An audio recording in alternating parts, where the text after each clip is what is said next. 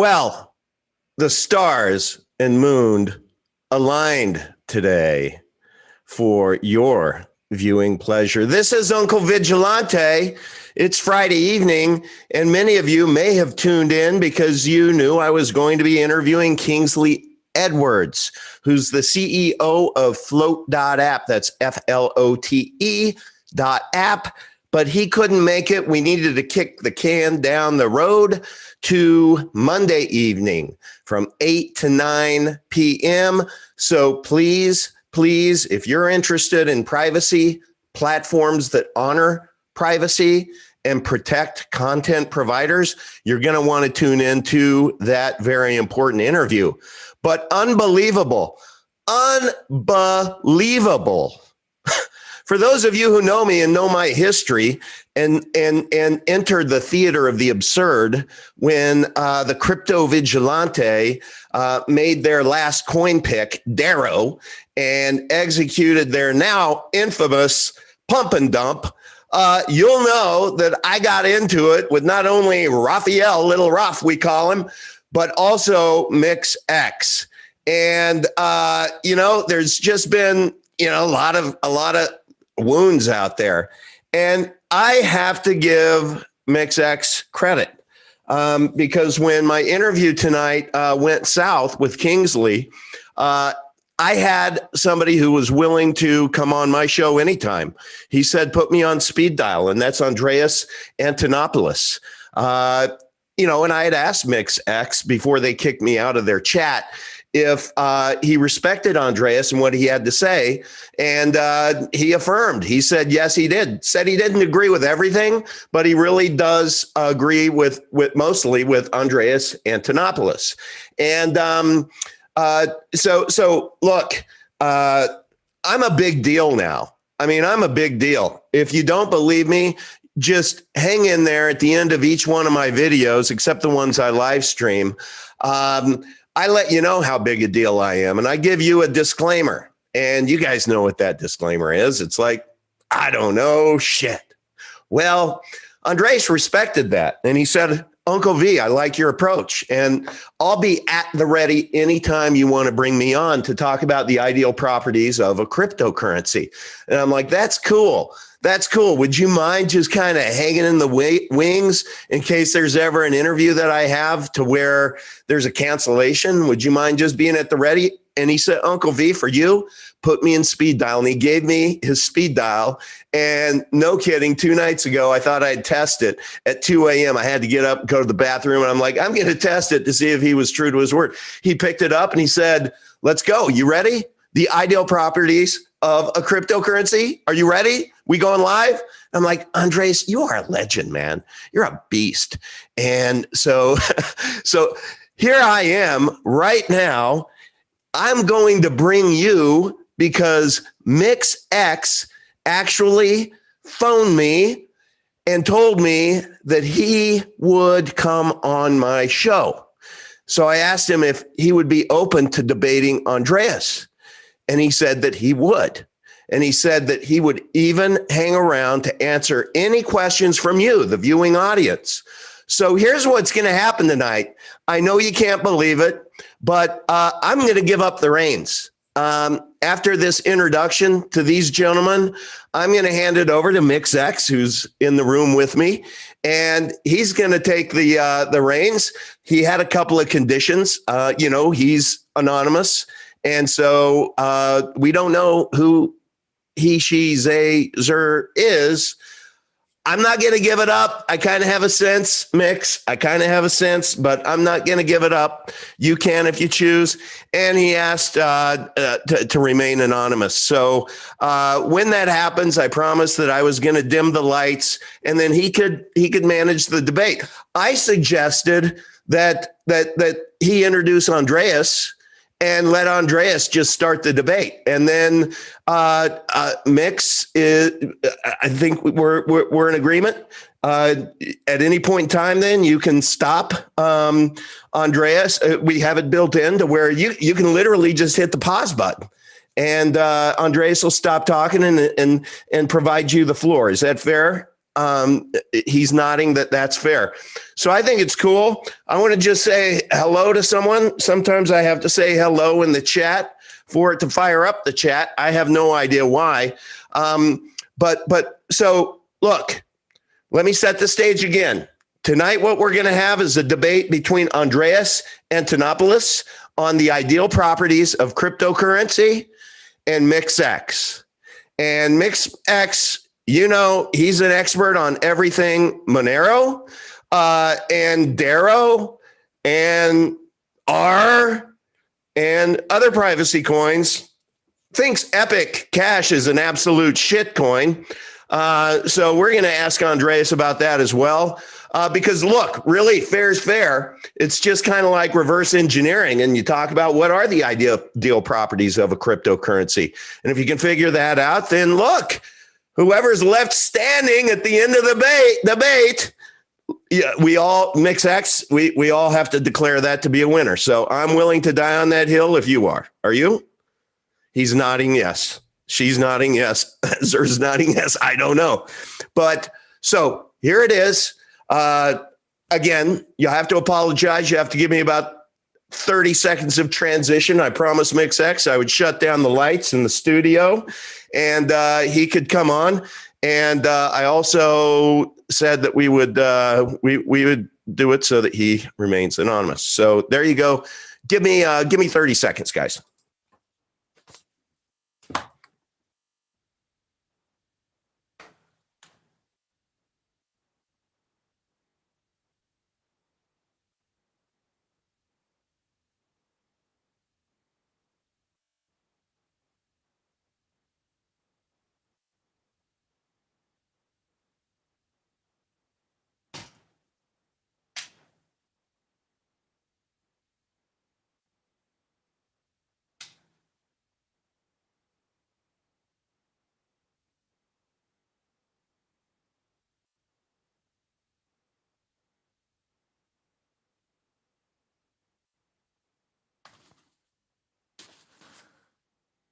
Andreas, are you there, Andreas?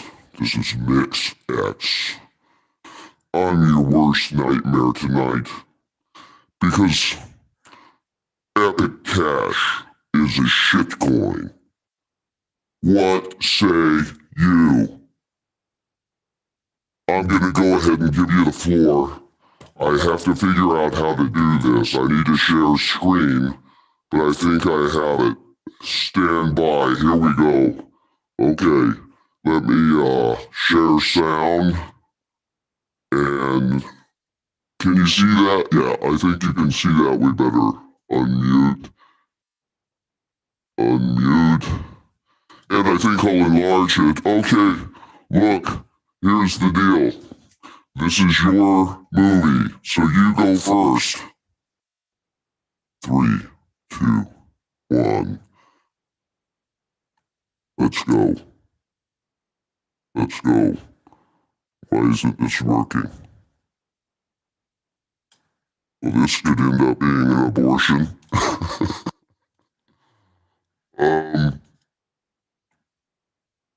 Let's stop sharing. You know, the best laid plans. Why isn't this working? So I'm going to talk a bit about blockchain, but mostly I want to talk about money. So there's the blockchains that are open, public, borderless, neutral, censorship resistant, and then there's the other kind, which are? Can you see that? Bullshit. Let's talk about each one of those. Open means that anyone can access it, anyone can participate in it without authorization, without vetting, without anybody checking ID or I'm gonna try something else. Card or. We're gonna go back. All right, I'm gonna try this again, and my apologies. You know, I'm not a professional like Uncle Vigilante, but let's try this. Maybe we can get this to work. So I'm going to talk a bit about blockchain, but mostly I want to talk about money. Okay, you want to talk about money? Let's talk about money.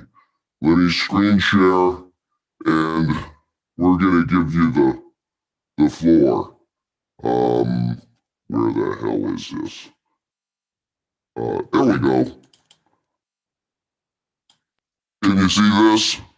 Okay, here we go. So there's the blockchains that are Finally. open, public, borderless, neutral, censorship resistant, and then there's the other kind, which are Shitcoin. bullshit. Yeah. Let's talk about each one of those. Okay. Open means that anyone can access it, anyone can participate in it without authorization, without vetting, without anybody checking ID or national card or ethnic origin or anything like that. Simply open, borderless. Okay, open. I see Monero. Yay! Monero. Bitcoin. Ooh. Epic Cash is on there too. Oh. Bitcoin SV. Raphael, big please. Yay! Okay. Let's go. Borderless. Like the internet, there are no borders in this space. This is a purely international, a truly international phenomenon. And what that means is that it doesn't matter where you are, the blockchain is already there. Neutral means... Let's see, Monero's still there. Epic. Everything's pretty much there, okay? that a system of money should not care who the sender or the recipient is, should not care what the purpose is, should only care about getting the transaction through. Censorship resistant. Censorship resistant means that if somebody wants me to stop Mibble sucks. sending money, to stop giving money to someone, they can't. Public is the idea that everything you do is verifiable on the network by everybody else, which means no one can cheat. Money is By DERO. the killer app because it is the foundational technology of all commerce. And as such, it touches everything. And how it works affects everything. The three fundamental uses of money: SOV, store of value; MOE, medium of exchange; UOA, unit of account. Scarcity is a fundamental consideration when you're trying to build a store of value. Scarcity isn't intrinsic value. Scarcity is a completely Bye-bye, Tether. different attribute of money. Whoa, wait a minute. Where did Monero go? And in fact, intrinsic value is a very slippery concept. We haven't had money with intrinsic value since our money was bananas, because you can eat them. And in fact, unless you have scarcity, even the things that you might assume have intrinsic value do not have intrinsic value. The problem is that first, investors will have to run the gauntlet and swim in these shark-infested waters full of these unscrupulous people who are taking their shitcoin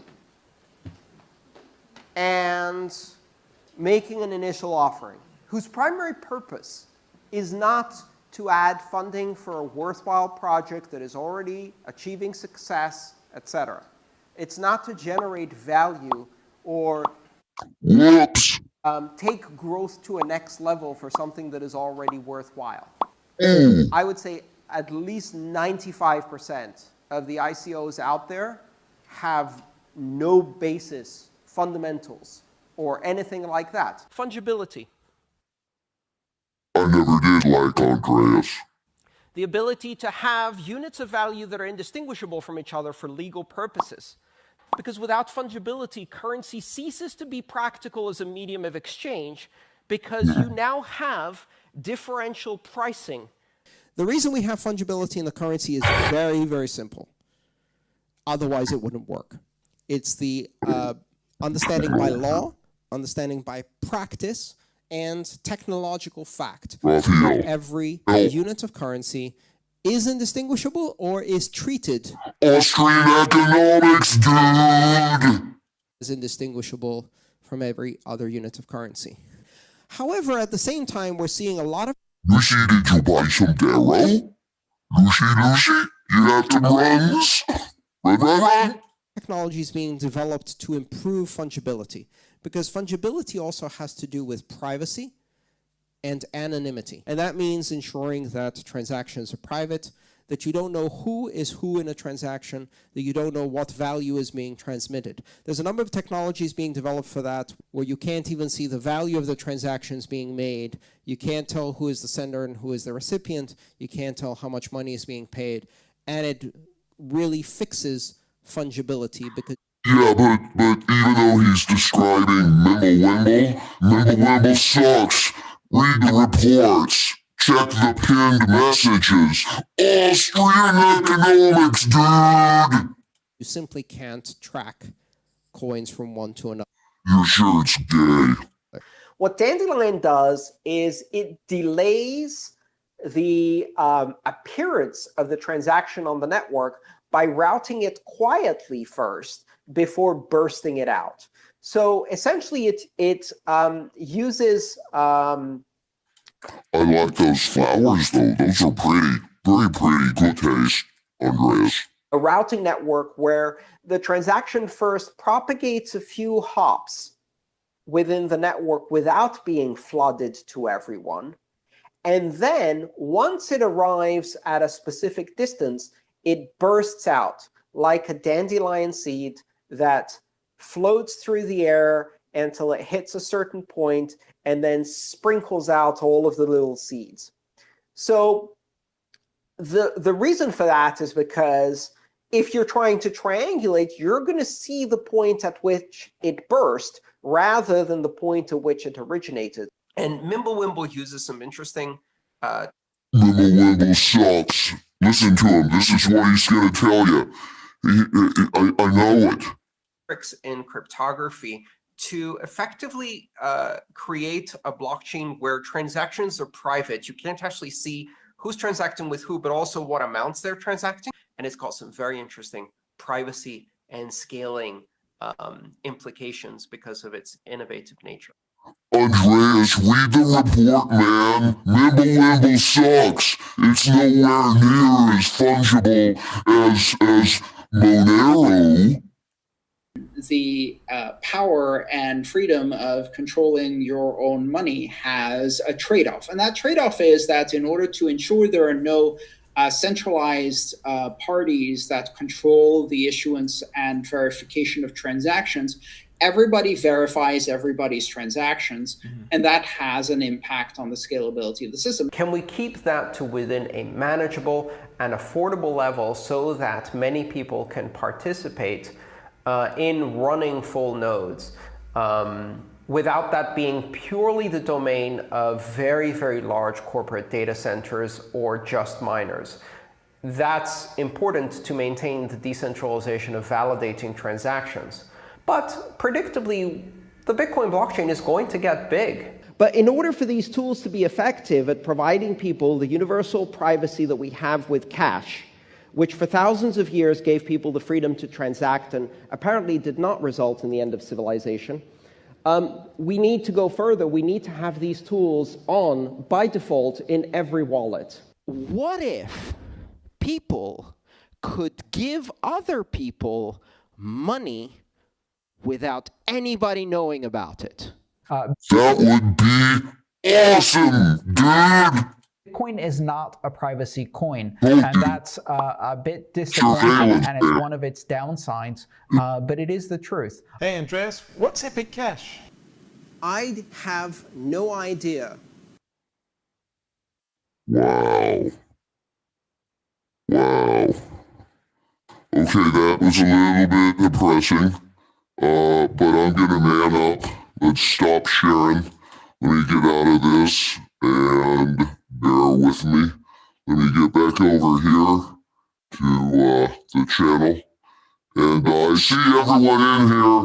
I just want to let you know that Mimblewimble sucks, and so does Epic Cash. I don't care what Andreas says. If anyone would like to come and talk with me, I'm willing to invite you in. So let me drop an invite link.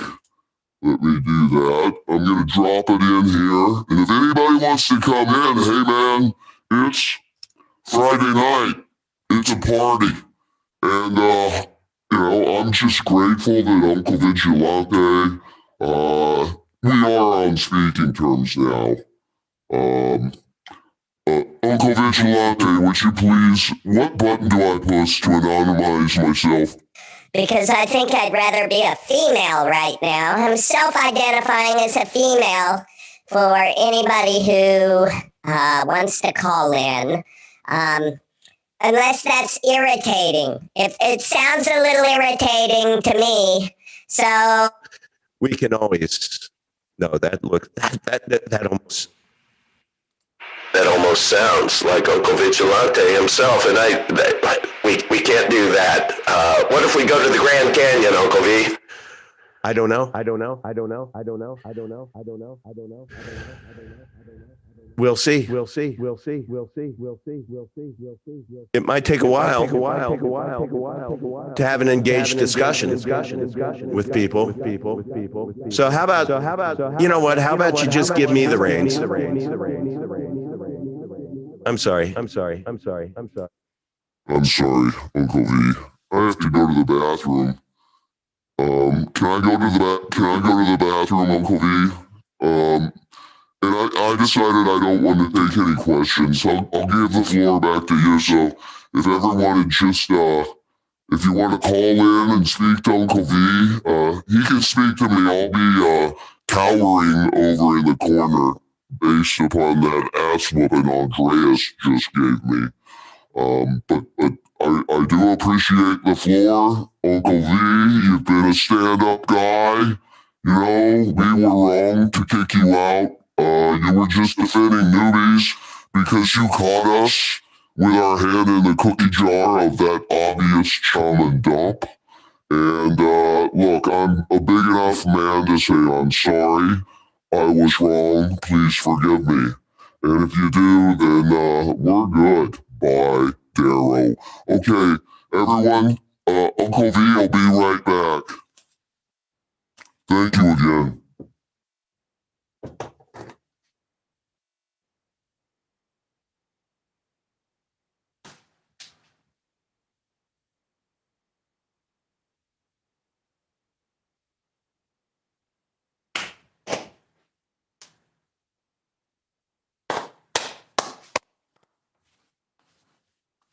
Well,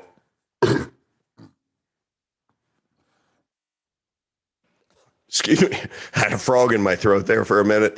Wow, look, guys, I admire Mix.X for coming on and didn't put up much of a fight. Andreas kind of kicked. I think it's fair to say, Mix kind of kicked your ass. Epic Cash was the only one left standing. But we'll give you the discount for coming on. I really do appreciate it. Hey, everyone. Welcome to the show. I'm sorry we had a few errors at the beginning in trying to get Andreas on. But Andreas, I know you always lurk in the chat, and I really do want to appreciate you for showing up tonight on short notice.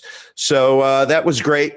I did drop in the chat the Zoom link. If anybody wants to come in and chat, boy, you know, my hair's all messed up. It's almost like I was wearing a wig. I don't know. I'm glad I don't have to dress up like Mix.X every day. That's for sure.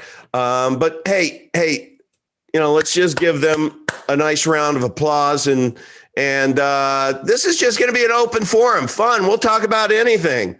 Matt's calling in. That's kind of fun.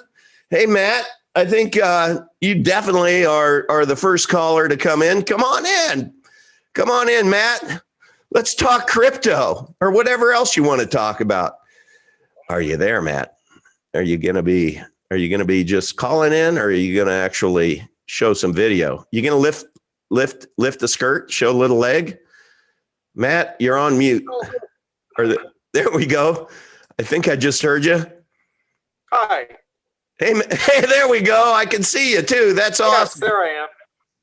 I'm used to used to talking to Matt to where all I get to see is a thumbnail. So good to see you. Yeah, that's the thing. You forget that when you forget that you think, oh, I see that guy every other day, but you forget like, oh, they don't see you. Mm-hmm. So, but yeah, I just got in from just pulling trees, basically. Well, kind of like your gardening kick, pulling dead trees and stuff out of the ground out in Kentucky. And so, nice. So I got a shower and just laid down. And I was like, oh, and then you popped up on the alerts. So it's like, oh well, I don't have anything to talk about. I just thought. Could you believe it? Could you believe it that Mix.X and Andreas, they showed up on short notice? Wasn't it pretty awesome? No, I think you do just fine without them. Oh, you do? I do, and I felt just like I had strong feelings about Tether and all that. They got me.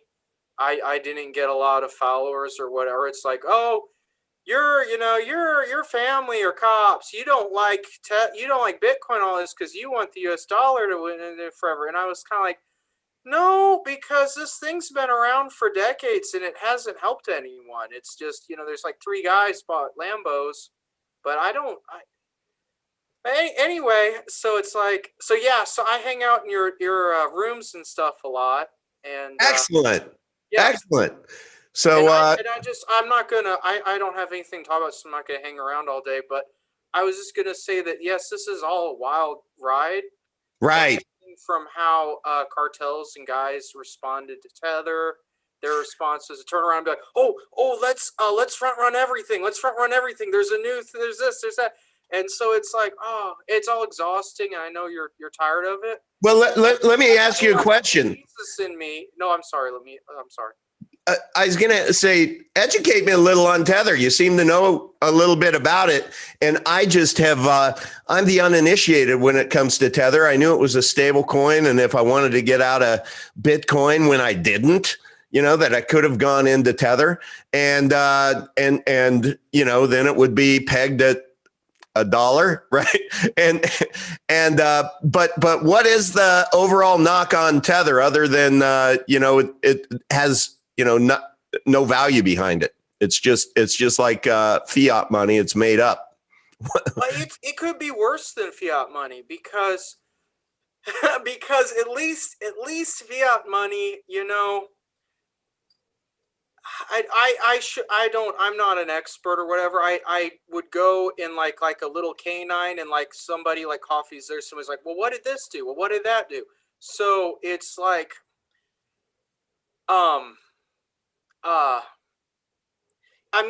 things can always get worse, right? So it's like, what's worse than 9/11s, like the 6 9/11s and a Blue Lives Matter, So it's like, could it not be worse than fiat money, Tether? Yeah, look, I don't know. I don't know. All I know is that I've come to really value Max's opinion, and he says that the only stable coin that he would go to is CGT, which is Cache Gold. He's wonderful. Max is wonderful. Yeah, and so he only owns Epic Cash and CGT, and I believe him. He's just a stand-up guy, and so I am now starting to get positions in CGT, just kind of playing around with it to be able to do it. And I ended up. Have you heard of Crypto Gunslinger? Oh yeah, I wasn't like rude to him, but I was like he was shoving. I like him. Yeah, I like his music and stuff.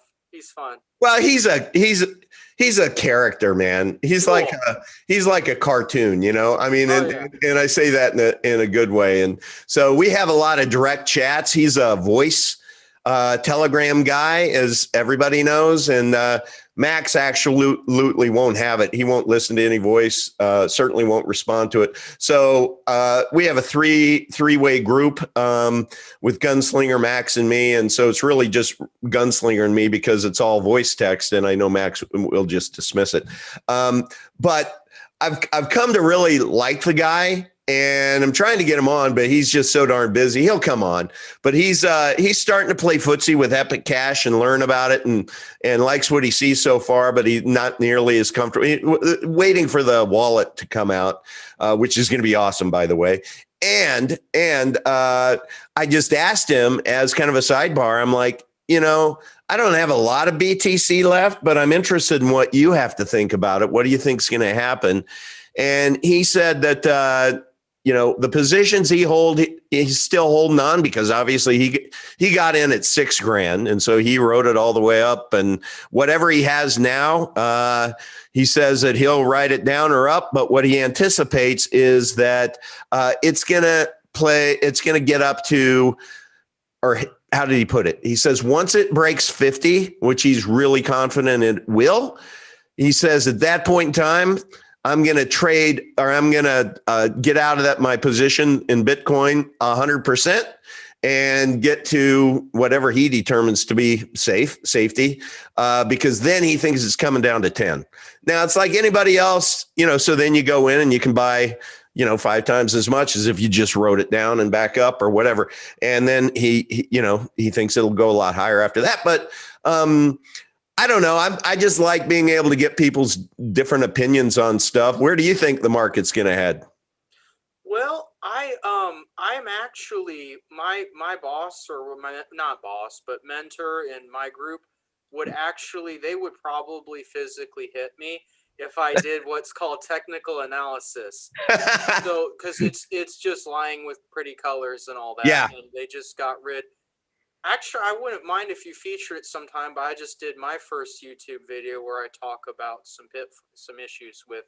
Oh, cool. There was a. Well, never mind. Let's not. What's your channel? If I have no mental filter, I'm going to blame it on being tired or whatever. You know what? Okay, I'll just answer your question. Yeah. So what happened to me was I was on this, I was trying to help other people do code. I did code for free on some quant websites. Okay. And use thingscript.com. And there was an equity group that was like, okay, we want to make this thing with the Hurst exponent. And the Hurst exponent, Hurst was a gentleman a long time. I'm going to waste your time. Hurst was a gentleman a long time ago who was trying to figure out patterns to life, but not in the whole, there's the summer and sun may go away sort of thing. He was really big into just pure mathematics. So what happened was, Bitcoin this next time around, it broke its original all-time high and it broke everything else. But even when it did its natural micro zigzags, if you play with that, you get a Hurst exponent of almost 1. Okay. So what that revealed to us at the last time that Bitcoin was recovering from its lows was it's like, whoever's out there, this isn't China. They're not crazy. This isn't, so whoever Tether, it turned out to be Tether. So Tether, they're going to they're not thinking about tomorrow. They're going to print. So it was that, and not any kind of arguments about, old people don't know Bitcoin, so that was the reason to get. But what does Tether have to do with Bitcoin? Educate me. It's the only thing.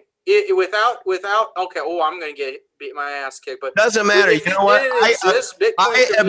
I absolve you by the power. Protect me for free speech. By the power vested in me on the channel, to where we live by the I don't know shit sword and die by the I don't know shit sword. Yes. We're just trying to figure it out. So if anyone has an issue with you sharing any kind of knowledge with you, you just or suspicions and unverified. That's fine. That's fine. But let's just go ahead and war game this. Tell us what you think. Tether, what? If it wasn't for some insurance companies that existed before that, and yes, they got some BitConnect and Mt. Gox or whatever.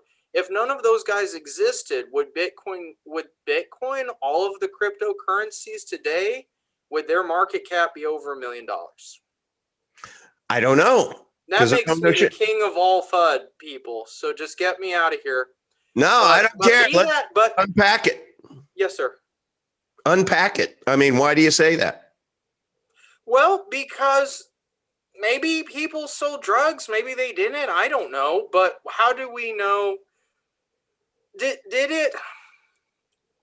Well, the governments could use all these cryptocurrencies. They could use them for good things, like they could redo the whole. If I wasn't completely out of my, if I posted a link on your chat just a while ago. Let me pull that up.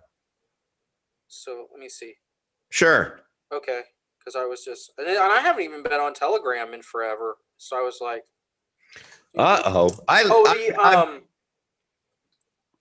I've grown to love Telegram. Yes. It was on Andreas channel, and he was just talking about the governments could do how they would the Fed meeting that just happened. I'm sorry. See how out of it I'm. So I'm sorry. So the Fed meeting that just happened, where there was an attitude. I don't have the proper quotes, but there was an attitude, where it was like, well, thank you, cryptocurrencies. We can do away with the steps that banks have to use, where they have to execute, then they have to verify, then they have to wait for transactions to clear. Well, thank you. We can take the best of that, and then we can have like a sounder money than we do. So it's like, so it's kind of like that. And then there's also that digital currency group, and it's possible that they were big, that Bitcoin has more than just a few security flaws that we found that we can see. It's possible that it has more going on with it than even, so it's not like Tether's a Ponzi that pumps Bitcoin. It could be like they're like very like in their functionality, but I don't know how to read the protocol. So it's like if you hand me a book, like I can read some codes and stuff. Yeah. But like if you hand me Chinese, so you think Tether is, and then with Russian, it's like I'm going. So you think Tether is somehow integrated into Bitcoin, maybe from the beginning, and that the Druid Babylonian bastards are behind it? I don't know, but that wouldn't. How would that not surprise anyone anymore? Well, I don't know. I think those way smarter than me would take a look at the Bitcoin protocol and declare it to be almost perfect in its original form. We can't see all of the electronics that are out there. How many places are there? You got to have 8 CAT cards and 6 retinal scans. No, but look, that's why when you take a look at what Max is doing with Epic Cash. Yes. Let's get back to that. Is he hit Control-Alt-Delete. BTC is not Bitcoin. Period. Yes. End of story. It is an abortion of Bitcoin. And Max has been able to take the original Bitcoin and make it private. So it's HTTPS Bitcoin. Yes. And that'll be unpacked. And those who, and I'll just share with you, just because I have inside baseball on this stuff now, is the things that are happening that he's working on right now and that are about to be unveiled. I mean, I can just share a screen and show you. I shared this on a recent when he and I were on there. But if you just take a look at this. Oh yes. EDEX, we talked about that, the ECR token. So if you take a look at Epicenter, you have Epic Cash, which is the coin, you have ECR, which is the token, and you have EUSD. All of that, how Max pulled all this together in his head and executed it, and then came up with Epicenter, Epic Cash, EUSD, Epic Labs, Freeman University, ECAP, ECR, and then EDEX. All of that, I'm still just so way behind on fully understanding what it is. But as I can just tell you, it is just all on purpose with intent. And so I'm here for the journey to be able to, I feel, watch a project that does not have Druid Babylonian bastards involved at all, to where the goal is everyone on the planet with a mobile phone can be mining. And somebody asked in the in the comments, "Hi, Uncle V, have you put any further thought into mining on your own? If you move on it. Sure hope you share that journey with us. So that's Piss and Pigeon. I have thought about it. I have not executed on it, only because I'm waiting for kind of the king of epic mining, who is in the process of a move right now. He said give him about 2 weeks to be able to move and get set up. He's moving down to Orlando. But he's the guy who has forgotten more about mining than I'll ever know or will ever know. But he is committed to come on and do a full tutorial on how to mine Bitcoin, where to mine Bitcoin. I'm sorry, Epic Cash. My bad. Blah, blah, blah, blah. So sorry, Max. How to mine Epic Cash. And look, I think that's a great place for people to get started. Right now, you can get Epic on Vite Exchange, their exchange, the Vite wallet. You can download it. And there's a video down below that says why I like Epic Cash and how do you buy it. And it's very easy to follow the instructions to get some. But I will tell you, the wallet that is coming out, the guy who's developing it, he went through the top 15, like Zelle and just every major financial exchange app, and he went through the user experience of all of them, harvested the best of the best, and created the Epicenter wallet off of that. And I've seen all of the renderings and everything. It's just gonna be awesome. I'm just gonna keep saying that when everything gets pretty, when everything gets super easy, we're not going to be talking about Epic Cash and cents anymore. It's going to be dollars, and I think lots of them. So it's one of those things, like if you want to just, get some skin in the game, tried to make it really easy with you for a video down below. And I just encourage it. And then there are things that if you're creative, or if you have a vision, or if you need to raise some funds for anything, or if you're a consultant with something, anybody who has, a Vite wallet and has a Epic Cash address, you can go on to epicfundme.com, and you can make a case to the community. And there's a lot of people who've raised a lot of money by doing that. And what you find with this community is there are a lot of people who have big hearts. Philanthropy is at the core here, which is part of Max's vision of wanting everybody on the planet with a mobile phone to be able to mine Epic Cash. And he just inked a joint venture with it's El Salvador, Ecuador. With this guy, he's in the chat. His name is Easy, and they're setting up a hydroelectronic plant over there to where they're converting that to where it is going to be mining Epic, on the condition that it is distributed to the people within, I think it's like a 75-mile radius. So that's really cool to start just getting the energy of the earth to be able to mine Epic to distribute to the populace around them. And it's going to be a big deal. And so when those things start to socialize and become known, he's doing another joint venture in Kuwait, similar in concept. Those become cookie cutter, and all of a sudden, all of these positive things are happening. It's like, it's a project that you can feel good about. And so let's see, we have Epic Cash is everything Elon Musk just recently described how Bitcoin should be. We would love, we would all love an Epic Cash node on our cell phones. I like that.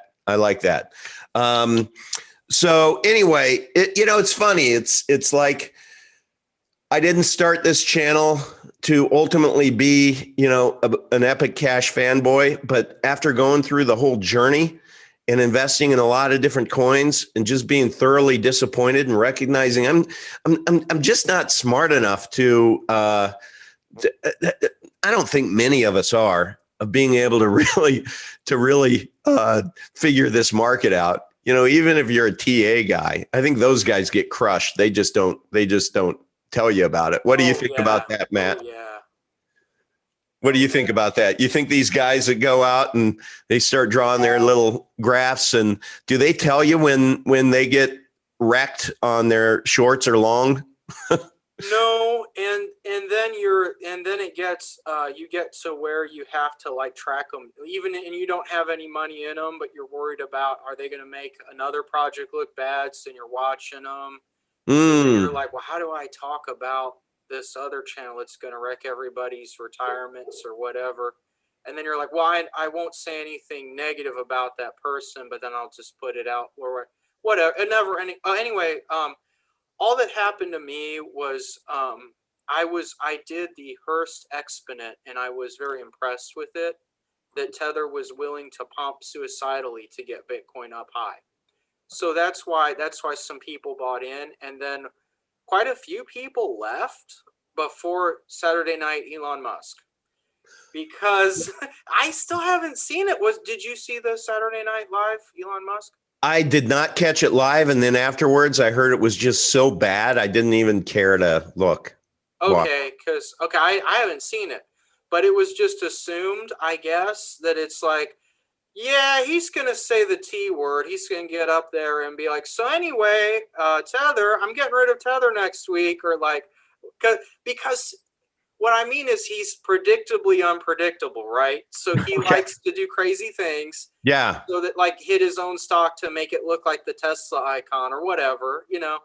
And he's just having fun. He doesn't need any of this for money, so he's having fun. And so it's like, well, if we're used to this level of crazy, the only way he can surprise us is to be like, yeah, so I'm giving Tether away now next week. I'm giving it away. So you know, so when you know somebody gets, well, you know, he likes to be crazy. It's like, so then he came out with Did he say something about Tether? No, but well, I haven't watched it yet. But he didn't come right out and say, yeah, so anyway, I'm getting rid of Tether. No, he didn't. But so like he was like, here's his Tesla stuff, and then maybe he had an affair with a woman at the SEC or something. And it's like it's this level of crazy. And then he comes out and he's like, well, Dogecoin is a hustle. So that's this level of crazy. But could he not have gone, you know, okay, so yeah, I'm getting rid of Tether and the U.S. has all this debt and all this. Could he have gone straight to 100? I don't know. So some people that I knew all left before he even got on. Wow. So I don't know if that puts you at the highs, but it puts you like around. It puts you. No, that would be great market timing for sure. I think a lot of people thought that once he got on, it was going to moon further. I think that's kind of the fake left go right. Everybody was, you know, he hits everything. Yeah. No, he doesn't have babies. He hits his things. He's been horrible for crypto. There's no doubt he's caused a lot of financial damage. Wales team says cell phones are really a true key to decentralization. Most third world nations only have access to mobile phones. It makes sense. Mobile mining. Wales team, you sound like you're smart.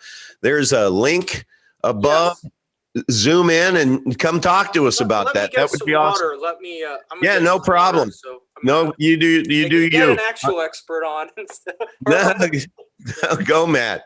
Go, Matt. No, seriously, any of you who are on, if you want to come in and talk, I just decided since I had the cancellation with Kingsley, that's going to be moved to next Monday. He had to. He's the CEO of Float.app.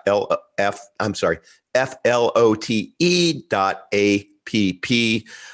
We had to kick the can to Monday night. So I thought instead of not going live, I'd come live and chat with you guys, and figured that I would just kind of mock Mix.X a little bit and do a little Saturday Night Live skit, which kind of from a scale of 1 to 10, I'll give it about a 4, maybe a 3. But I tried, man.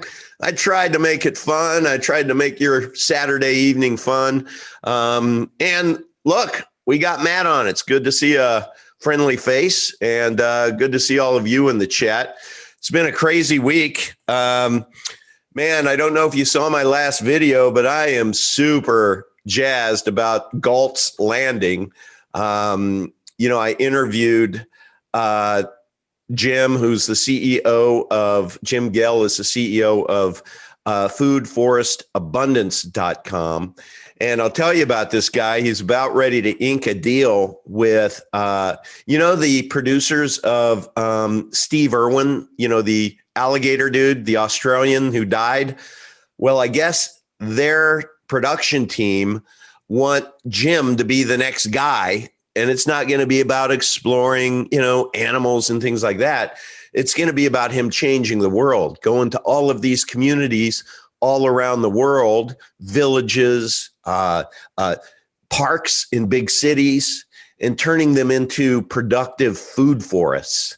And what's cool is he was telling me on the first interview I did with him, he was telling me about this property that he is building his forever home on, called Galt's Landing. And it's on a 500-acre lake, and it's 52 acres of land. And there's going to be 10 property owners there, each with a nice big piece of property that's lakefront. And Galt's Landing is the only access to the lake. It's the only dock on the lake. It's only going to be the only dock on the lake forever, which is very cool. So it's your own private lake back there, right? Well, that's going to be command control for Jim to be able to show the world what you can do with land and how you can, no matter where you are, what your climate is, he and his team can come into your backyard and show you how you can plant a productive food forest. So instead of just green grass that you're poisoning every week, you're poisoning the soil with weed killer and stuff just to make that grass green. He'll teach you how to be able to plant a food forest so that you can actually have your own produce, vegetables, and fruit in your backyard. But he's going to use Galt's Landing as his canvas to show how what in its full potential it can look like. So there's just going to be literal acres and acres and a trail that'll go through all of this to where along the way he's going to talk about the different species to be able to show you the species of bananas or oranges and apples and everything. Medicines. He's going to grow medicines there. Well, anyway, I went over there. I was on my way back from a trip, and I said, "Hey, Jim, would you happen to be over there? Because it's 30 miles south of Orlando." And I met the owner and Jim over there, and I created a video, documented it, and made the decision right then and there that that's going to be. I put an offer and it was accepted on lot number 7, and came back home, and my wife was very, very, I was kind of surprised, open to it, and is excited about it actually. So she's going to be gone for the next week, but when she gets back, we're going to go over and show her. But yeah, so I'm going to actually participate in that. It's just going to be cool. I'm a project guy, so I love having projects, and that's going to be a forever, lifelong project. So anyway, that's kind of my week. It was just super exciting, and I love the future. It's fully off grid, so there's going to be no electric run. Everything is going to be solar and wind powered on the lake. It's like there's going to be no gas motors. It's all going to be electric. So there's a solar powered pontoon boat that I have my eye on that it would just be cool as hell. You can fish. That we're going to have he already has a 1,000-meter rifle range on there. He's a gun guy, and what we want to do is build a sniper tower. Just for 2 reasons. One is you'd be able to go up there and get an incredible view of the lake, but also it'd just be kind of cool to use that 1,000-meter gun range from 50 meters up or however. I don't know how high those things go. So that's kind of fun. And then the other cool thing is there's like 10,000 acres behind it that's never going to be developed. I had no idea that the Amish own so much of Florida. They own 10,000 acres behind the property, and apparently just they're never going to develop it. So that's kind of cool. So there's a lot of hunting. Anyway, bottom line is, when the shit really does hit the fan, it's not going to be a bad place to be, where you have your grocery store in your backyard, and if you need a little fish, you just go catch it, or there's 10,000 acres to hunt. And we're going to have cattle there too. That's the other thing. Going to have cattle that are going to graze around the property.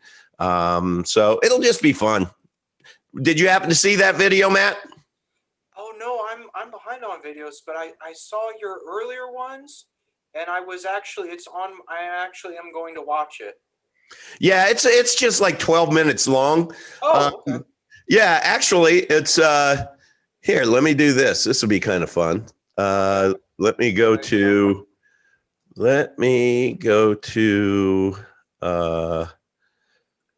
my channel, your channel, and I'm going to show it to you. Okay. I'm going to show it to you guys, because this is just kind of fun. This wasn't scheduled. This wasn't planned. So here we go. Can you see that? Yes. All right. Let me.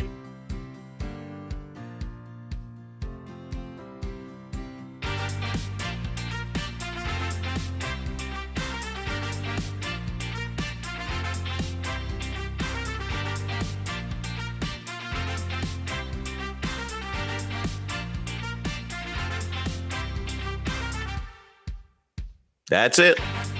Oh, wow. These are the renderings, obviously.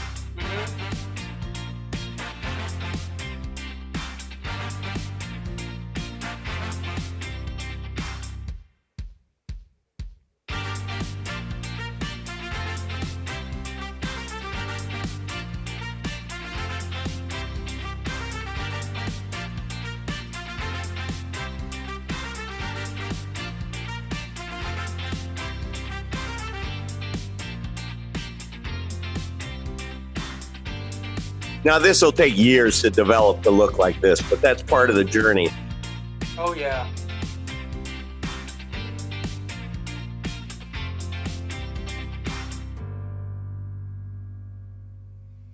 There's a runway right next to it. The owner is a pilot for JetBlue. Oh, wow. And he wants this to be a runway that he can just drive his plane after landing into his hangar on his property.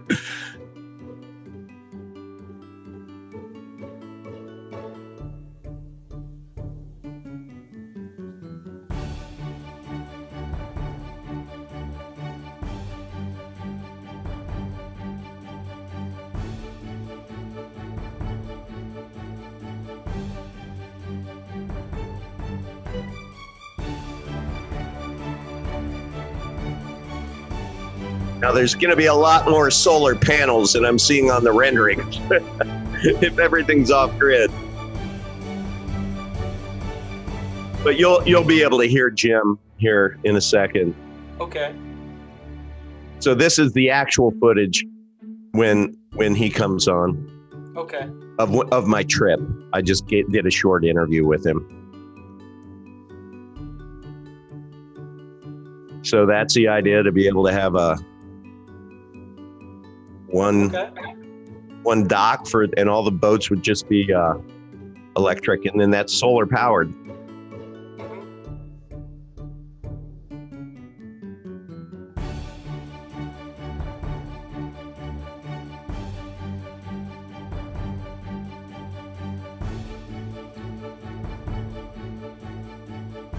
But you can just see his personality when you hear him.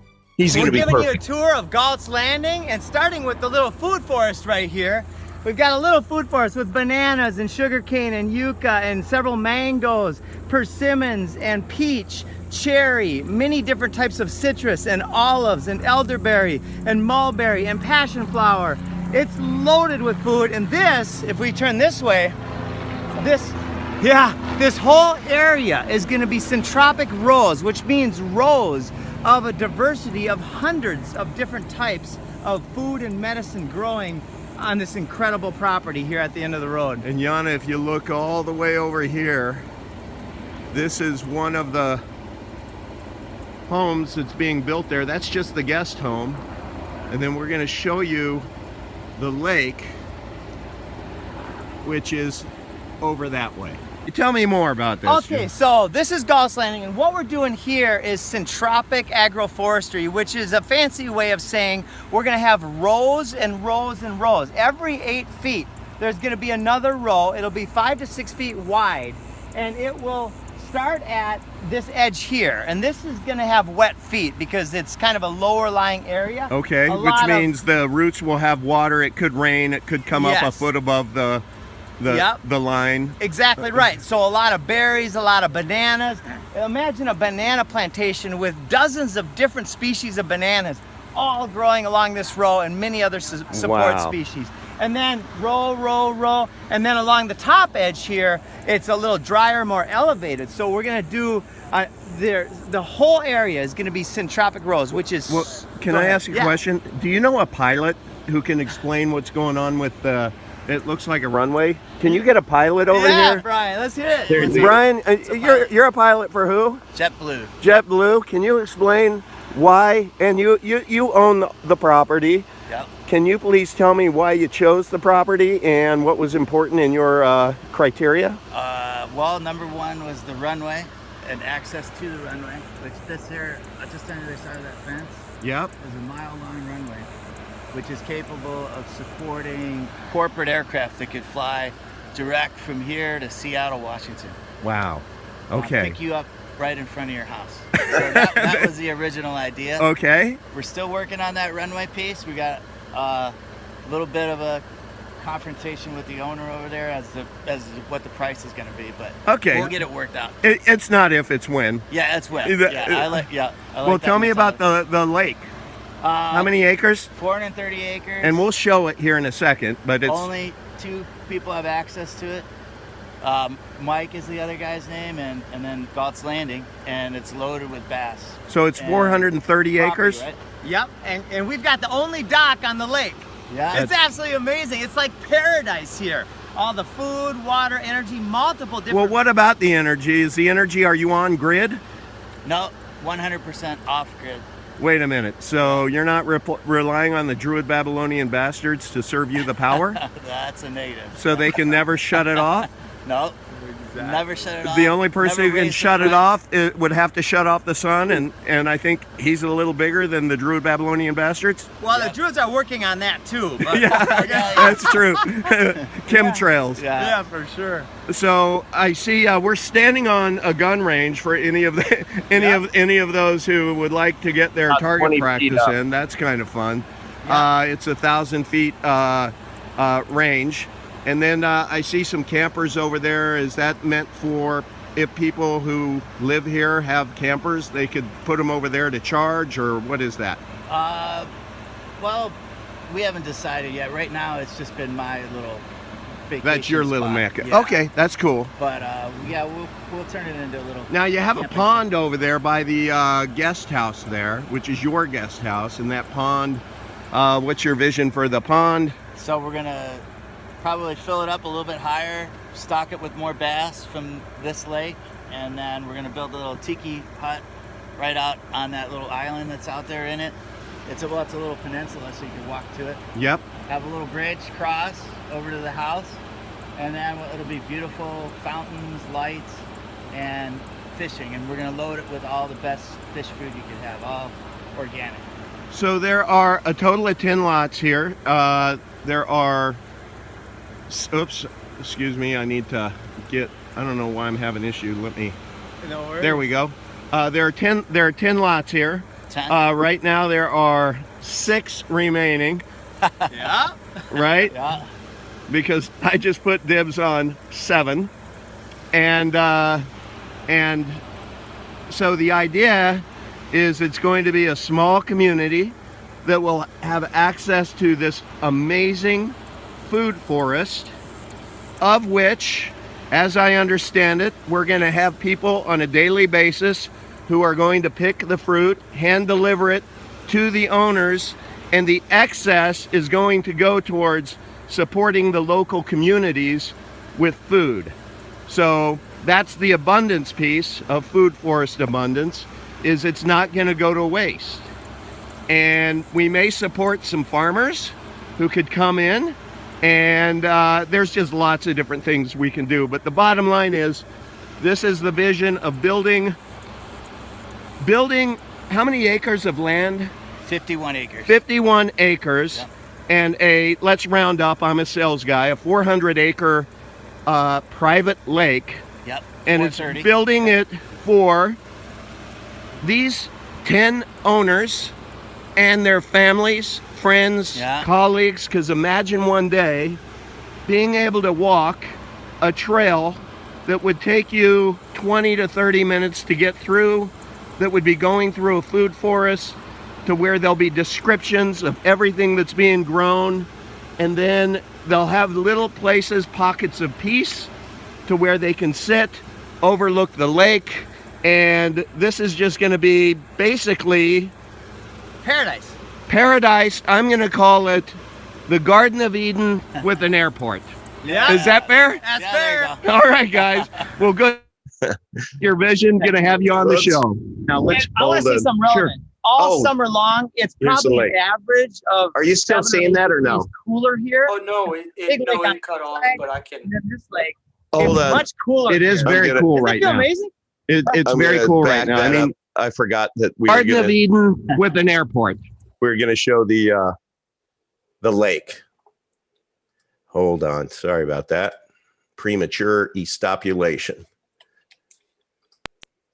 All right. Let's try that again. It's got a couple minutes more. Yeah. Is that fair? That's fair. All right, guys. Well, good job. I appreciate your vision. Going to have you on the show.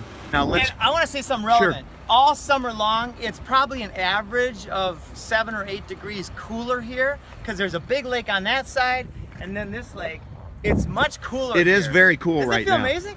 It's very cool right now. I mean, normally it would be about 90 degrees, I feel. Yeah. Today, I was down in Miami. It was hot as heck. But if you take a look at this, guys, this is 5 miles of shoreline around this private lake, and it is only for the community members of Galt's Landing and one gentleman on the north side who does not even have, there's no home, you can't see anything over there.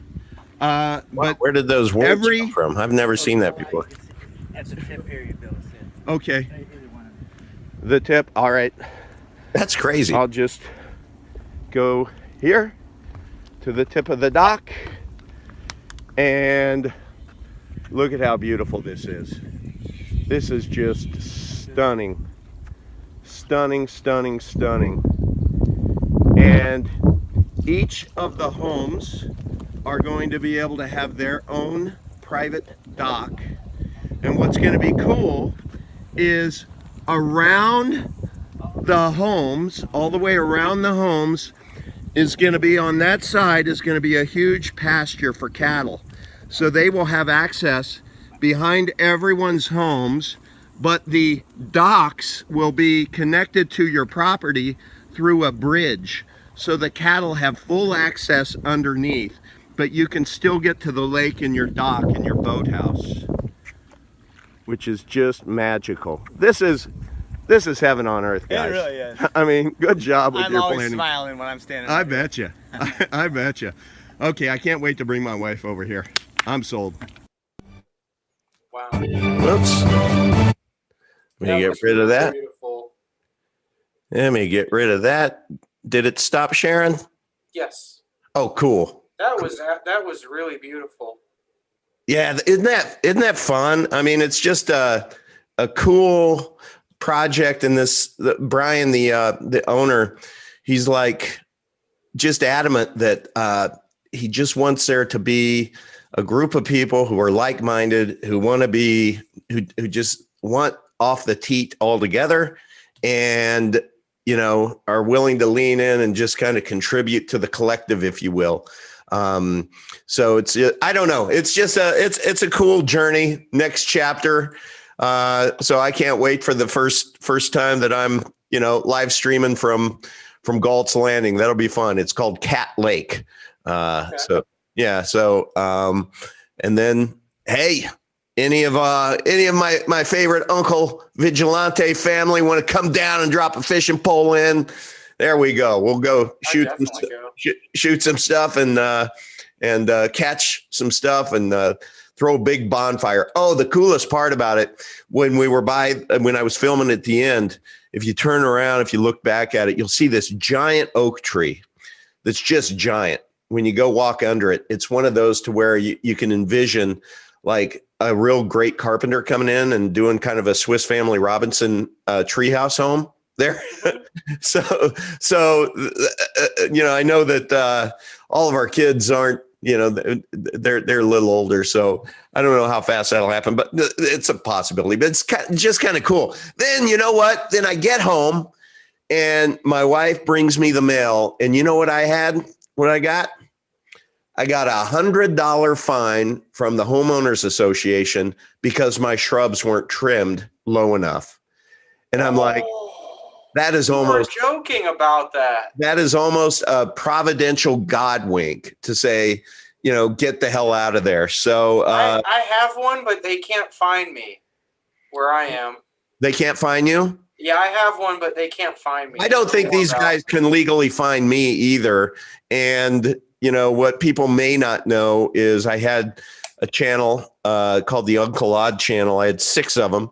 Uncle Odd 1, Uncle Odd 2, Uncle Odd 3. I was banned 6 times last year because I talked about I saw the V word and talked about the Druid Babylonian bastards and all of that. So people will know that I have a 3-count lawsuit against Costco, and I'm going to win.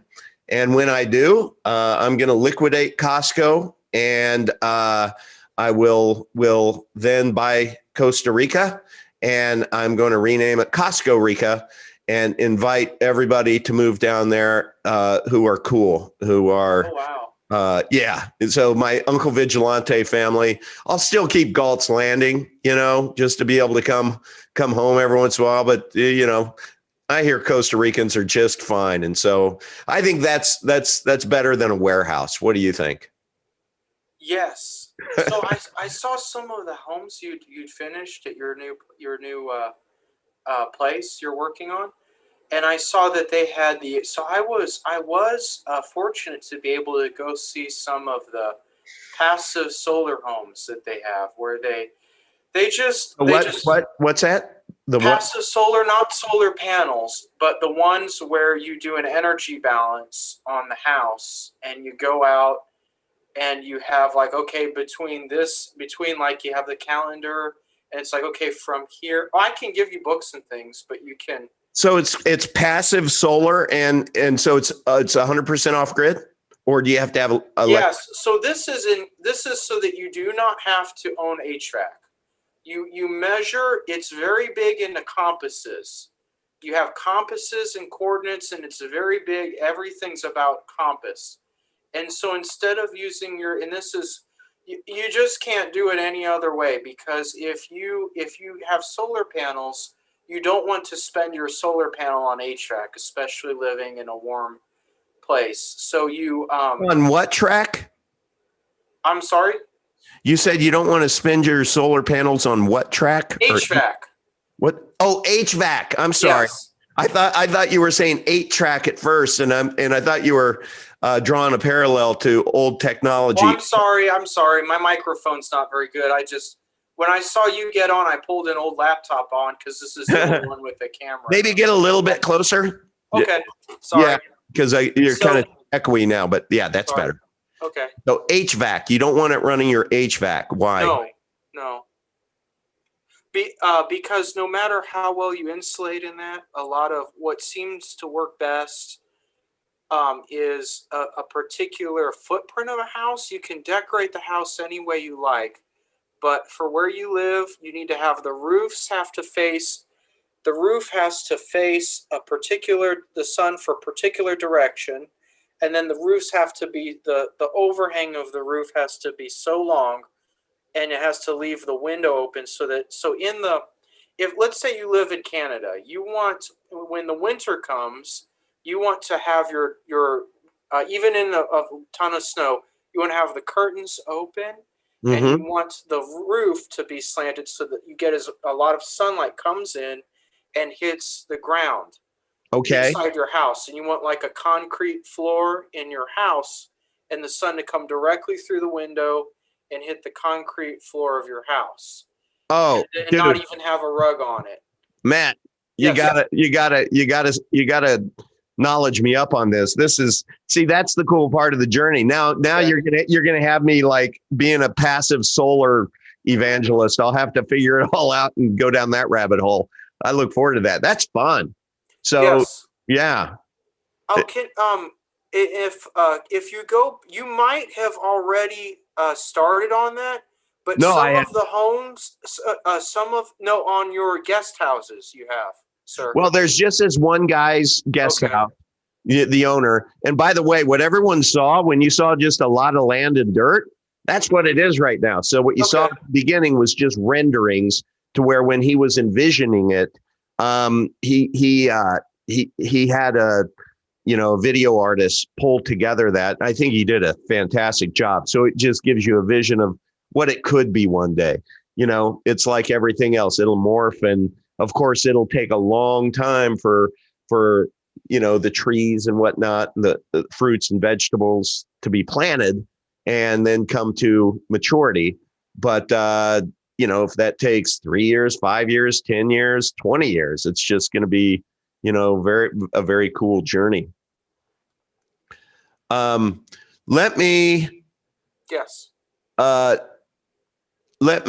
just going to read some comments just so that we can go through Mix.X. That was okay. I dropped that comment. We talked to Wells team. So we have, I love me some polyculture. Amen. The emancipated gardener. I love that. Working on my own food forest for the last 2 years. That's awesome. Yeah, from what I understand is like no matter where you live, even if you're in a HOA, your backyard is pretty much yours. And you don't plant forests. You plant small plants that grow up to be forests. So by the time they're big and productive, and you'll probably be I don't know. I just think at some point in time we all have to take a stance. I was talking about the Costco lawsuit just to be able to ground the fact that I'm an ornery old man and I'm going to take this HOA thing, the $100 fine, head on. And I already have some resources who are going to help me do it. We're going to create like a 6-page letter that's going to have like literally 100 questions that they're going to have to answer. And the way it'll be written, if they can't respond to everything, then that becomes a contract. So we learned that through the NOL process. Okay, let's see. Weiss was talking about Pulse a bit back. Are they concerned about the dude being a scam felon? Not a hater, just asking questions. No, I think it's a good question. It's one of those, my personal feelings on it are, I did pivot some of my holdings to Hex, not early like everybody else did, and I didn't stake it. But I put $5,000 in it, and it ended up this last week, it got up to like $35,000. So I'd call that a win. And I thought, let's hit the smart button this time. And I took $10,000 off the table and I let the other ride, thinking that we're in this sacrifice stage. So I sold it like around 16 cents, I think. And I was just thinking, okay, there's still like 25 days or 20 days left in the sacrifice stage. I was thinking that it might, Hex might end up going up to like $3. That's probably fantasy, but somebody else told me that. So I thought I'll just get my my original investment times 2 out and let the rest ride, put it on black. But now it's coming back down. I got down to like 13 cents. So I'm kind of struggling with whether or not I should just take some more off the table and leave a moon bag. Probably the smart thing to do. But the people who have sacrificed and are getting pulse, it's one of those things. It's like people were calling Hex a scam back when people were, originally investing in it at less than, way less than a penny. And it's crazy how well they've done. I listen to this Richard Hart. I watch his videos, and he's tough not to like, in my opinion. I mean, I think a lot of people probably don't like him because they think he's just arrogant or whatever. I think that's shtick. And I think he backs it up because he's just really super smart. Now, like, Max is going to say that this is just leading sheep to slaughter. It's not if, it's when. So that is what kind of kept me from sacrificing anything. But that could be my loss. So I'm really confused on it. I'm not vested in it because I didn't sacrifice anything. Look, I wish him well. I wish that well, because I know a lot of people have taken the plunge, a lot of hexicans out there. And, it's like, seems like a worthy bet, but I don't know. I don't know shit. You know me. But I don't follow any of that, actually. Yeah. Well, good on you. Okay. But it was a good question. Good question. So no gas. No, there's not going to be any gas out there. Other than I don't know if that's a big, I don't know. I know that there's not going to be any gas powered. We're going to do our best to keep it totally off grid, but maybe there's a propane tank that we would have to be able to fill up some gas. So you could have a propane tank, and I imagine you can get a gas tank too if you want to have it for vehicles and such, so you don't have to go to the gas station. I don't know. It's a journey, but you know what? Stick around. I'll share it with you. We'll do it together. That'll be kind of fun. All right, Scott just got here. Are we still optimistic on R and Epic, or is that topic for a different show? Cheers and ciao. I am extremely optimistic on both. Consider the source. I would say with R, it's such great technology, and I really love the team. And I really think, my opinion, I think that R was negatively impacted when the Crypto Vigilante did their DERO Pump-and-Dump, because I think a lot of R holders, to be able to be front running, to get into Bitcoin, so that they're on Trade Ogre ready to buy, hit that buy button into those tall sell orders that were pre-orchestrated. I think that's when R started to come down. When I do the forensics, that's when things started to come down. And it's like anything else. It's like once that starts to cascade, it just kept going. And then freaking little Raph comes out and he starts his Austrian economics, dude. We need an independent auditor, and the good folks over at Pirate Chain are like, look, this shit's so complicated. It's not like you dial 1-800 independent auditor, anybody who understands this stuff. So my heart goes out to those guys. They're really, really good guys. So little Ralph wanted his cake and eat it too. So he kicks them, while they're going down. And then now he's coming back and he's dropping some videos to where he's like, yeah, it's like iron sharpens iron. We're going to make them better. And that's why I'm calling for an independent audit. And it's like, dude, damage is done, man. Just like everyone. Kick everyone. Yeah. And then, and then of course, DERO really hurt a lot of us out there.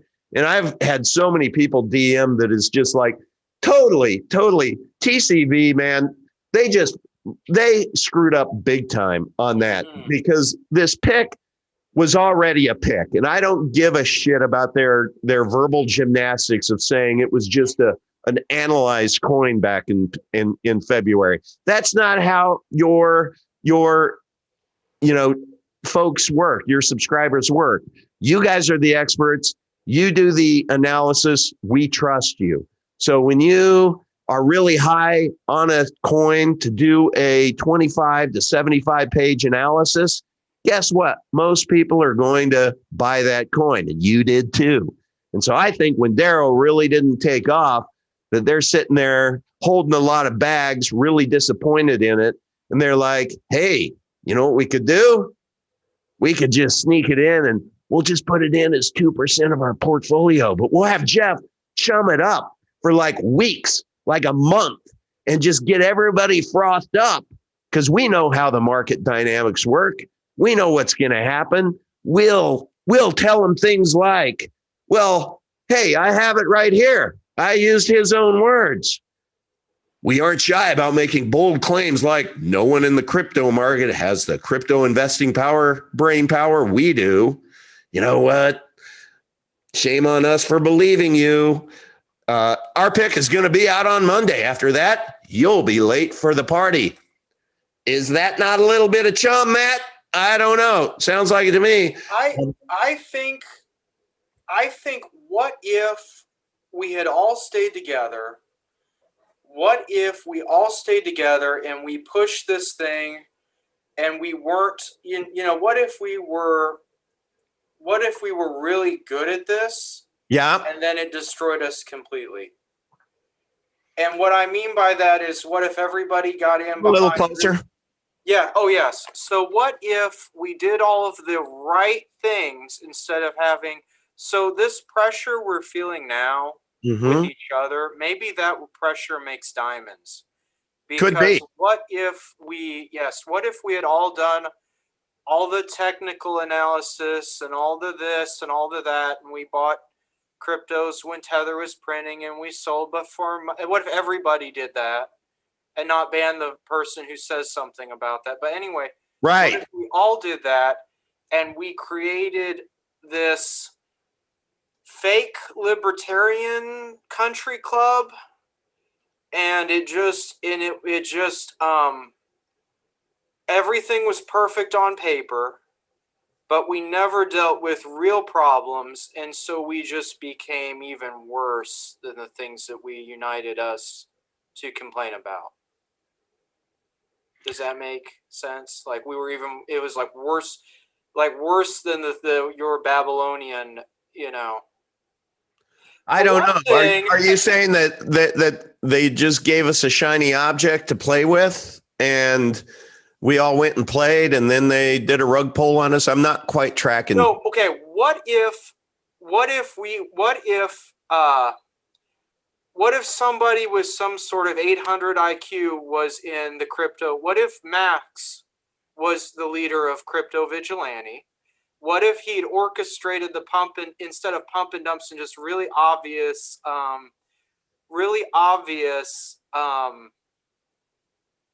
stupid things? What if he had masterfully done this whole thing? And what if we became like ridiculously wealthy, but then we just became worse than your Babylonian whatevers? Do you see what I'm saying? So you're saying if you read the what was it, the John Galt book? If you read it in a different tone, it's a horror story. Okay. Yeah, it's a bunch of guys get together. They do this like, oh, no one deserves anything. No one's as smart as us. No one's as strong as us. No one deserves anything. I'll blow up the power company. We'll go hide in the woods. All this. Yeah, if you dig into it, it can become a horror story. So that's kind of like the power of creative storytelling without being too negative about the author's real lives. Yeah, real life. You know what I mean? Well, so I'm trying to tell you Jesus. I'm telling you about Jesus today. So maybe God's blessing us with these irreconcilable differences that we So you think, in speaking of a higher power, and I'll speak of a higher power because I know when people talk Jesus or God or whatever, it turns some people off. Doesn't turn me off. You know, I don't think that carpenter 2,000 years ago stayed dead. So that's where I stand on it. But well, the story's been compromised too. Yeah. Yep. Like 30 years of his life is missing. So many, and it's stolen from other. But what God gave us is He gave us the ability to be true and light over darkness, over paganism. So correct. And so I think that if I'm hearing what you're saying, you know, sometimes God brings you to your knees so that you might look up. Is that where you're going to? Where, you know, it's kind of how things are hardwired to where, you know what they say about the love of money.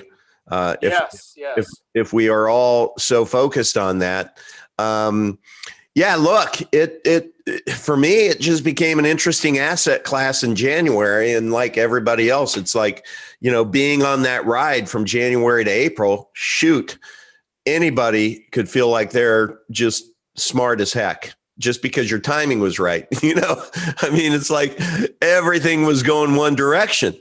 And then you ride it all the way down and you're negative. I mean, shoot, I'm way negative in my portfolio from what I started with, as is, I think, everybody, but I blame so much of it on that chum and dump because I lost, you know, once you factor in everything, it's like a lot of money on that, on that transaction. And,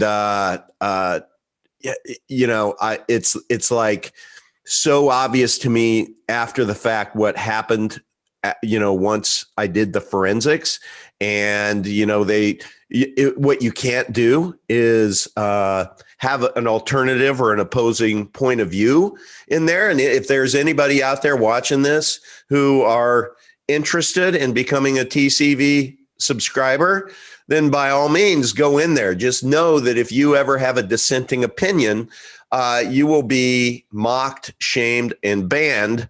And were you banned from there? Oh, yeah, I told you for talking about Tether and stuff before it happened. Okay. Oh yeah. Yeah. All right. So you know, think about that for the people who, you know, they're like, we're anarchists. What does anarchy stand for, man?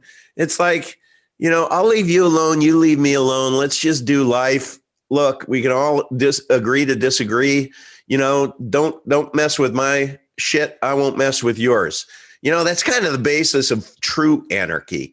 And for somebody who has such a passion about being censorship resistant, isn't it just funny to reverse engineer this and analyze this and think, man, this little crybaby is just the poster child for, you know, get off my lawn, you know, to ban people for actually disagreeing with him is just mind numbing to me. But that's the story. That's the story. But Mix.X came on the show tonight and was nice enough to appear. Yeah. And did you see that part? I think I saw a little. Okay. Yeah. Mix.X came on and debated. Was it very scientific and fair and balanced and for the good of humanity?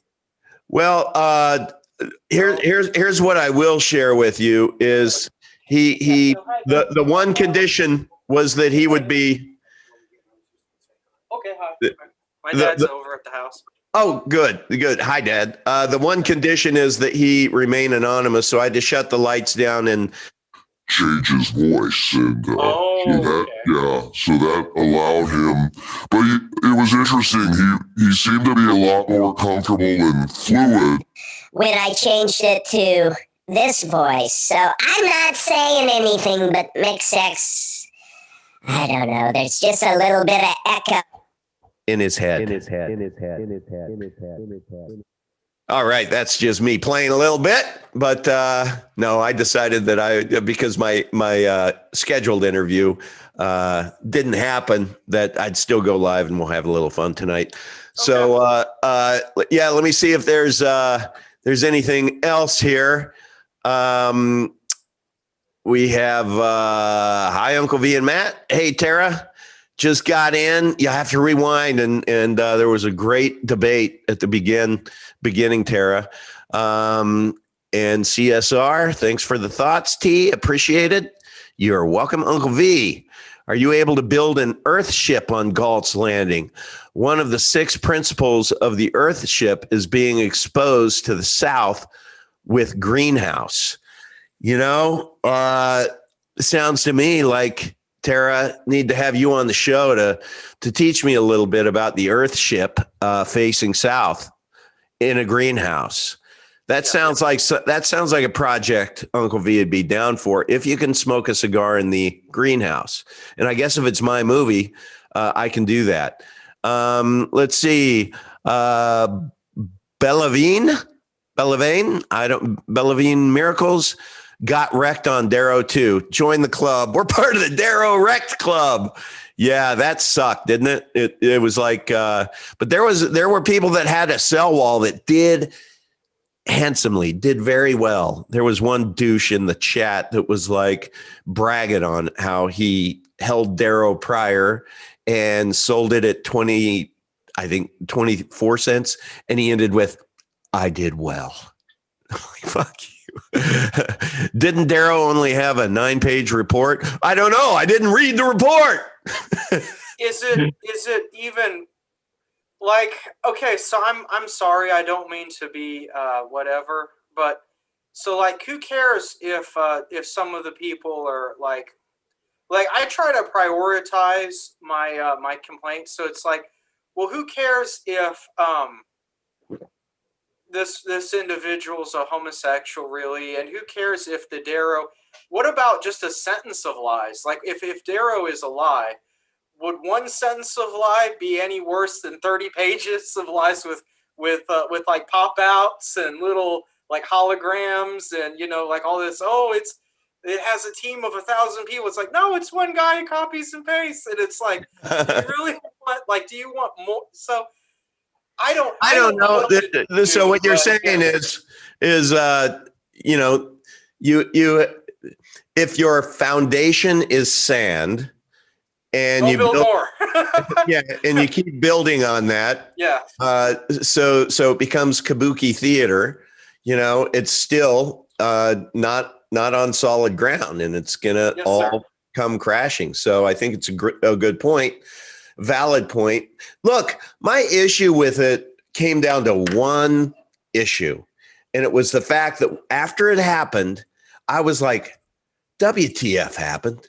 I mean, I literally stymied. I'm like, how can 2 Bitcoin of value by the time the transaction completed in TradeOgre be down to 1 Bitcoin of value of DERO? How can that happen? And then I was actually on the line with Jaron and Dave Weiss. We were 3 amigos that were watching it. I was covering the website. Weiss had Telegram, and Jaron had the email. So there were 3 of us. All of us are fairly smart guys, but all of us were chummed up the previous 3 weeks, and our whole thinking was, hey, those who act first profit most. So we thought, all right, we're going to pre-position, get everything set up on TradeOgre, because we know that's going to be where it is. You know, the only thing that could kind of derail us is if it comes out and it's not on TradeOgre, then we'd have to. But, you know, we believe them when they talk about how, you know, don't miss out on what is it? And like most good information, the people who act first will make the biggest profits. It doesn't say those people who read first. Then it says, don't miss out on another pick that could even rival how well we did with Pirate Chain, which gained over 33,000%. And so we're just sitting there thinking, okay, let's just make sure we're in position. The second it comes out, let's just get our position so that we can have as low a basis as possible. So that was our thinking based upon the chum and trusting in this service, which is why we pay $700 to get that kind of information, you know? And then when I went into the Telegram chat and I saw that I wasn't the only one that was saying WTF. And then when I saw Raphael just hammering all of the people who did that, who were complaining, and he's like, you guys are the idiots. If you didn't read the report, why did you buy? You never do that. Why do you buy right away without reading the report? That was his whole refutation. And then he just started mocking everyone. And I was like, did he? Okay, now you blessed me with the sword of free speech earlier today. Absolutely. But did he write the report? Come a little close. I'm sorry. Is it possible? So some people who have to manage traffic, like you have the different, like you measure the sides of roads at a theme park and all this, and you try to guesstimate, okay, let's put ice cream stores every so many 100 meters. Let's do, or you work for the DEA and you're like, okay, where are the drugs? So you're planning ahead of time. Is it possible the report is, and I haven't read the report because I'm not subscribed. I got banned a long time ago. But is it possible that the report was written in such a way to take difference? You have like some people read fast, some people don't, some people Google the references. Is it possible the report was written for time? If that's what his immediate thing is, like, oh, you didn't read the report. It's like, what is that? So it's like, well, because Bitcoin makes that infamous symbols, and then you zoom in and then like, oh, so Bitcoin has it's almost a religion that it does, like it goes up, down, up, down, up, down. And then people zoom in and then they try to say it'll always follow that pattern. Right, head and shoulders. Like, is it possible that there's some religions in this technical analysis where it's like, well, do we make the report 20 pages of lies or 18 pages of lies? And it's like, well, how long does it take someone to read? I don't know. I think they just got out over their skis and they thought that they would make a pick on DERO that they already had, that they'll try to pump it. I mean, I think human nature kicked in. Now, I may be wrong, but, they may be able to do the mental gymnastics and say they really believe in that this is going to be the Ethereum of privacy coins. I don't know. Mix.X is the one that wrote the report, and he's very, very bullish on it long term. I think Raphael is all his issue. What he does is he defers to authority. So he'll be the one that'll say, well, Jeff always says, well, let us remember what Mr. X says, or whatever. And so I think he's just parroting what other people say. And I think bottom line is, just thought their tree grew to the sky, and that they could just pump this thing, make some money, and then it's just gonna, long term, it's gonna be great. You know what? Long term, it may be great. I don't know. That wasn't my issue. If he wouldn't have kicked all the newbies in the Telegram chat, I would have gone to my pillow and you wouldn't have heard a word about me. But instead, I went on air and I said, no, hold on, wait a minute. You're kicking everyone while they're down, while they're hurting. And I take issue to that because I'm one of those guys. And I'm not just going to accept your bullshit refutation of read the report, you get what you deserve. If you didn't read the report, you would have seen we suggest you only have 2% in your portfolio. So why did you invest so much? That's stupid. All of that. And so then I'm like doing the forensics, using their own words. And it was just the theater of the absurd when you analyzed everything. And so I'm glad it happened. Only because it, I call it expensive tuition, because it woke me up to the fact that, gone are the days that I am going to rely on any kind of service, really for anything. And so look, that's why it's like, I feel like it's a blessing that I found such a quality project with Epic Cash. and we'll see on that too. It feels right to me, but admittedly, I don't know anything about all of this stuff, or not much, but I am learning. And through the process, I am getting smarter. And really, it's what I know is that you have to be able to have a use case for these coins, for these blockchains, and it can't just be one. If you're going to have an ecosystem, you need an ecosystem to where there's multiple use cases for it. And otherwise, all you end up with are single use cases that develop tribes to where people are just so vested in them that, Monero, I hold Monero. I don't have a knock against Monero at all. I mean, there are a couple of Epic Cash's programmers that came over from Monero. It's different flavored ice cream, but it has the issue with as it scales there, or as they put more rings on it from 11 to 128, all it's going to do is bloat their blockchain and make it slower. So it's not that it's, you can't scale that. So long term, is it going to be as widely adopted as, Epic Cash, which accomplishes the same with privacy? Mimblewimble is a brilliant technology. It's brilliant technology.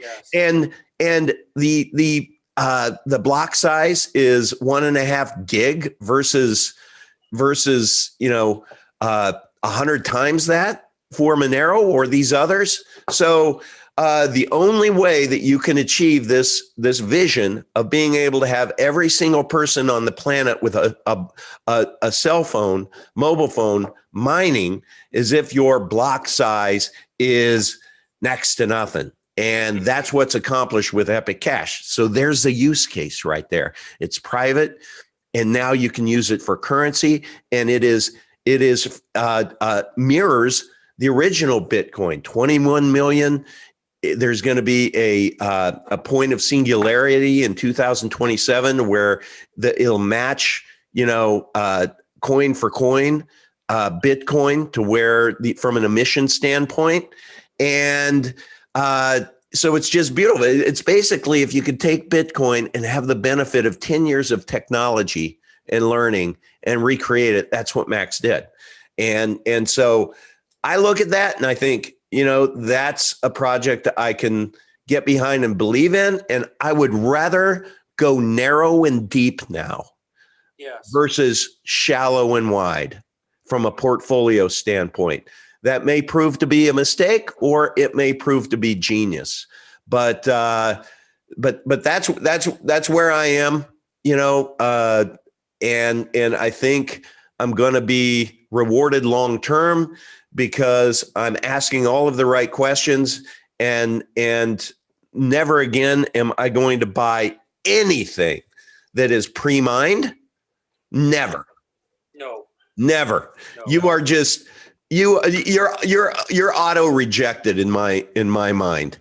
And because that is just basically you're fighting human nature. You have these pre-mined coins, you have people, the love of money, remember that? Greed is a thing. And we're all guilty of it. If I'm sitting there with an opportunity to, just make a meaningful income, it's going to be really hard to fight the temptation, right? Well, I just don't want to invest in those projects where people are tempted like that. So that's part of the tuition, I don't know. I've done a lot of talking. Let's go back and see if Uncle V versus Jeff Berwick. I love Jeff Berwick. I mean, I really enjoy his alternative news. And he just did what he is motivated to do, which is, pump TCV, get subscriptions up. And he did a very good job. Subscriptions went up 25% the last week based upon how many people joined their Telegram chat. So that was 25% new blood, newbies, who I guarantee you, I even had more information than they did. You know, I was even probably a little smarter than they may have been with all of this crypto stuff. And so, you know, I'm still not only do I not feel like you did anything wrong, I still don't like the idea that you're competing or and these miners with these weird black box machines, these machines that have only one purpose, and then they're going to wind up in a landfill. Yeah. Or, you know, like Max says, provide labor for children, having children do unsafe work and all that. It's like, why do you want this? Why do you have miners when you could almost call the real people all over the world, not miners, or you could call them something else, validators, vouchers. So that's like that's their a great higher point. level of that's a great point. I like that, Matt. Yeah, validators. I love that. I'll write that down. Okay. Miners versus. Because mining, we think of mining in gold in Africa or something, and that doesn't appeal. It's nice to us here in the Western world, where we can get on our laptop and make an insane amount of money, but that's cute and all. And then you're like, oh, I got played, but it's like I didn't get played, but it's like if I had gotten played, maybe that could have been good for me.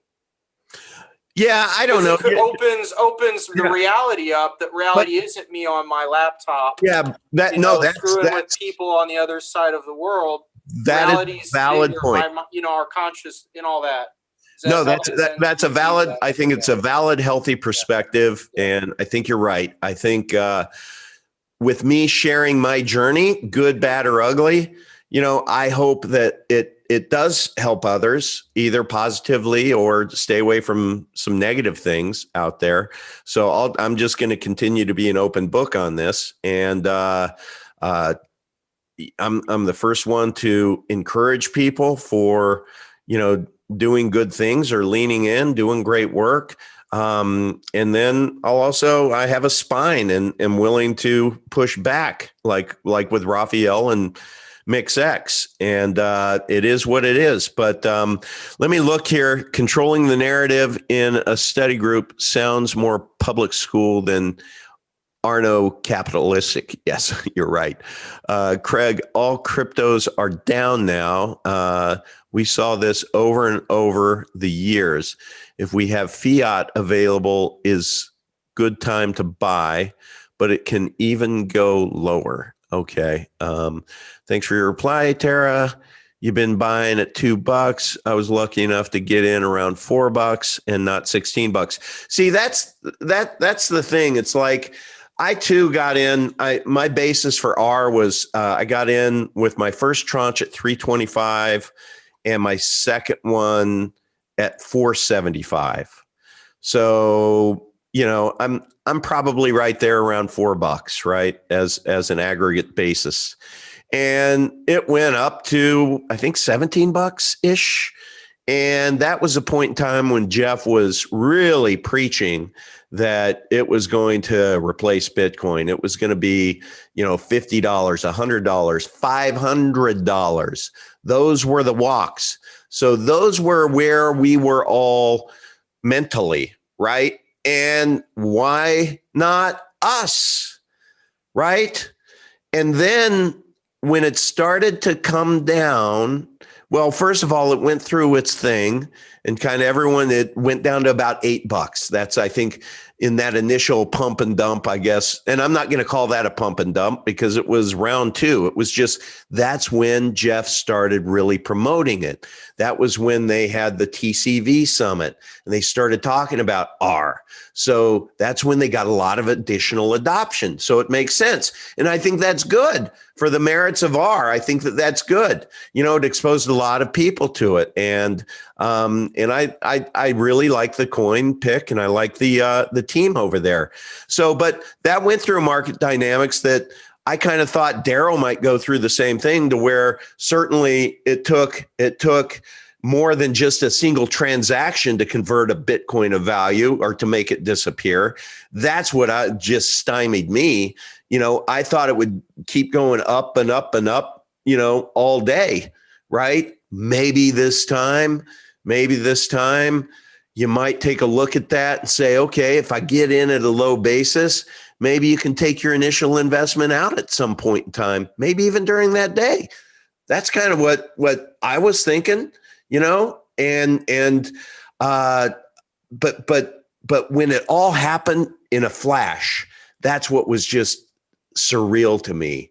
And then it just all made sense when you realized it was a prior pick and that there were a lot of original DERO OGs that held the positions who knew it was going to be the coin pick, of course.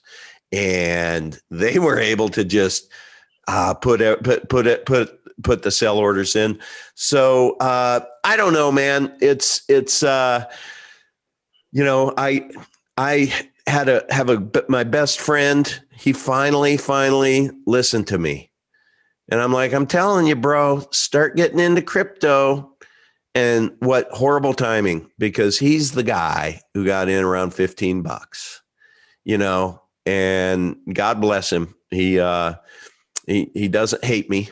We're still best friends, but I really feel bad that, I was such an evangelist on this and it went south. So I hope it rebounds and goes to $50, $100. And you know what? Who knows? It might. I mean, I think there's this back in 2017, there was a period to where the market shook out a lot of people who just got out, didn't hold on for dear life. And then it shot up and it went hyperbolic. And so that's kind of what I'm hoping for. So I'm rooting for Bitcoin. If that's what it takes, I'm rooting for all of that to where, but this time I'll be a better steward from a taking profit side. It's like when I start getting, go ahead. I'm sorry, sir. No, because it's like if you're adjusting your expectations, it's either something's either right or it's wrong. So it's like, okay, you're going into DERO. It's like, okay, without so here's like one mindset. Without smart contracts, every exchange we ever make in the future with this fun currency, it's like a drug deal. So it's like I'm gonna trade a car for a boat with you, and then if we don't do it, we pull guns on each other. So it's like so we need something else and we don't want police. That hasn't been working so well lately, and we can blame it on racism or whatever. That doesn't really work so well all the time, no matter what color or whatever. So anyway, you don't want to depend on a huge corporation. You know what? So you need smart contracts. So it's like, okay, either there is, so you found the smart contract that you want to use and has the best technology. So you want to take your money, your Bitcoins, and you want to put it in there so that you promote this, then you start using it, then you're rewarded for finding something that's undervalued with your partnership with the Crypto Vigilante.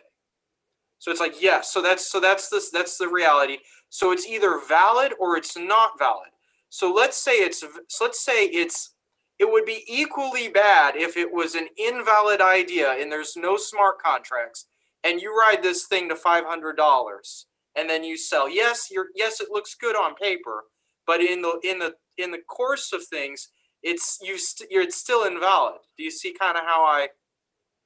Yeah, but you'd be happier maybe.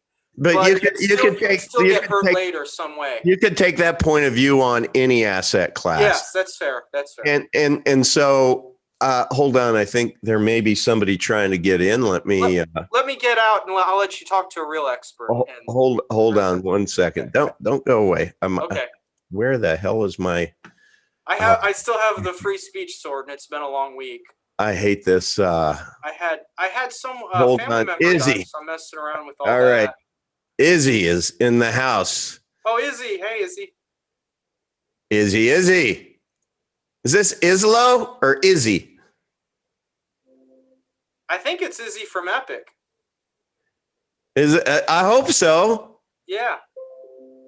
Izzy, you're in the house. Are you going to join us? You're on mute.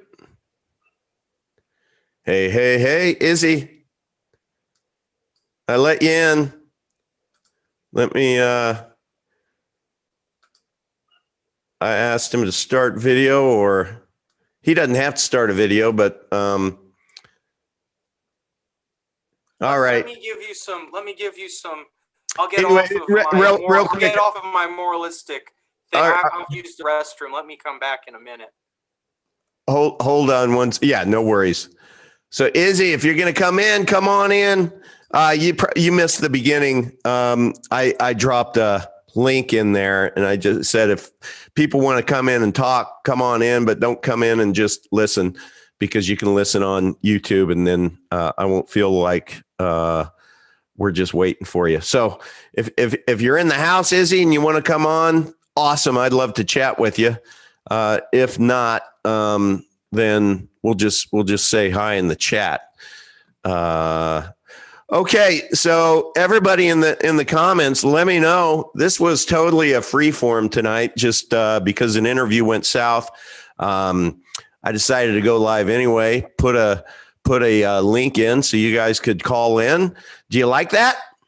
If you like it, let me know down in the comments below, and I can do that more. I can make that a thing every week or every other week or something. Just kind of do a group. People call in, talk about whatever you want. That might be kind of fun. Let's see, Matt shut off. So Izzy, are you going to come in, or are you going to just hang out? If I'll presume you're just going to hang out at this point in time. It's 10:04, so we're going on a couple hours. So I think Matt's going to come back. I'm getting kind of tired, so I think what we'll do is hang it up, guys, since nobody else is calling in. And thanks for coming in the chat, Matt. I really appreciate the fact that you called in. Izzy, wish you would have come on. Unmute yourself. We could have a chat or not. All right. Okay, guys.